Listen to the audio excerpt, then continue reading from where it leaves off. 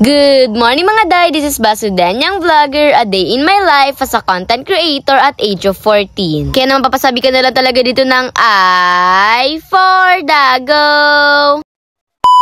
So ayun, ito na nga po pala yung part 2 ng vlog ko kahapon. Kaya lang naman to naging part 2. Paano ba naman ito nga talaga yung ganap ko nung hapon? As in hapon na talaga. Alis nga talaga ang mga person sa mga oras na yan. Mag-grocery nga kasi sila mama. Kaya naman naisipan ko na sumama. Dahil naging Dora na nga tayo. Papanindigan natin yung pagiging Dora Bells natin. Dora the Explorer yarn. At ayan, nagkatagad na rin nga po pala kami dyan sumakay sa tricycle. Para naman makaalis na nga. Paano ba naman alas 5 na aabutin talaga kami dito ng gabi. Expected na namin yun. Buti na nga talaga may tricycle na. Kung hindi, siguro hindi pa rin ako makakasama hanggang ngayon. At ayan, habang nasa biyahe nga po pala kami, sobrang ganda nga ng view. Kaya naman hindi napigilan ng kamay ko na mag-video. Mahilig kasi sa magandang view ang aking sarili.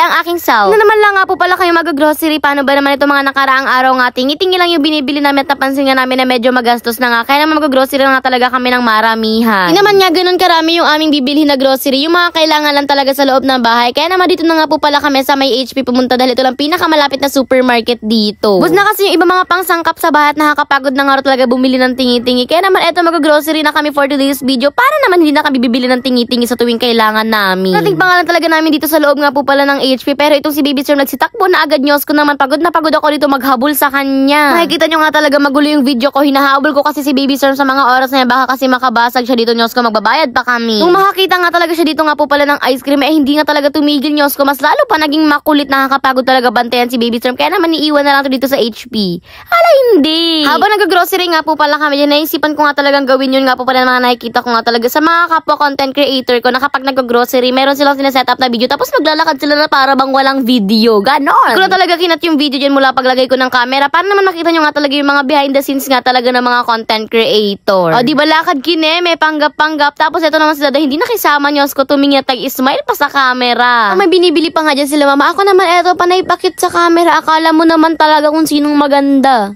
Inapitan na nga dyan ni Dada si Baby Storm. Paano ba naman sobrang likot talaga. At binigyan niya na rin nga talaga ng stick o paano ba naman sobrang likot para nga manahimik. Kaya pinag-grocery niya na lang. Binigyan ng stick o tapos ng biskuit. Di pa rin nga talaga natigil si Baby Storm at iniwan niya nga talaga yung stick o tsaka biskuit. Habang kami naman eto ni Dada magtitikim nga kami dito nga po pala. Dito nga po palang pre-taste. Nalok nga talaga kami dyan ng pre-taste. Kaya naman syempre titikim kami kasi syempre free yan eh. In fairness masarap naman siya. Gusto ko magpabili sana. Ang kaso nga lang bawal sa atin ng matamis. Kaya naman next time na lang. Hindi pa nga rin talaga na kontento ang Baby Storm. Kaya naman eto binuksan ni Dada ito nga po palang piatos para nga talaga makakain na nga si Baby Storm para manahimik na rin. Kung kayo mag-alala, binayaran po namin yan sa cashier yan nga po palang piatos na binuksan namin. Di ba buti na lang talaga kasama namin si Kuya Aljon for today's video dahil siya ang taga-push ng push cart. Bumili nga na po pala kami dyan ng mga sangkap, ng mga dilata tapos ng mga sabon na rin nga dahil paubos na talaga yung sabon as in ubos na pala. Siguro nga mga sabon or shampoo namin sa bahay, siguro mga pang 1 week na lang yun kakayanin. Nagbayad na rin nga po pala kami, medyo natagalan nga lang talaga dito nga po pala sa may cashier. Paano ba naman bariya yung pinambayad nila mama? Kaya naman nagbilang pa nga talaga halos 4K pa man din yung binayaran. O diba full pack ang tricycle for today's video. Kaya naman eto yung pa ako nakataas na talaga. Paano ba naman hindi na talaga magkakasya mga dyan? Sabi ko naman sa inyo, expect na nga talaga na tinagabi na nga kami makakauwi. Kaya naman ayan, umuwi na rin nga po pala kami. Dahil saan pa kami pupunta? Gabing-gabi na. Kuha pa talaga magpa-cute habang nasa camera. Gabing-gabi na. And syempre patapos na rin nga talaga ang ating video. Hindi ko na mamalayan. Kaya naman nagalit na nga talaga ang ating vlog for today's vlog. Yun lang sa ato. Bye, God bless. Thanks for watching. Mwaps!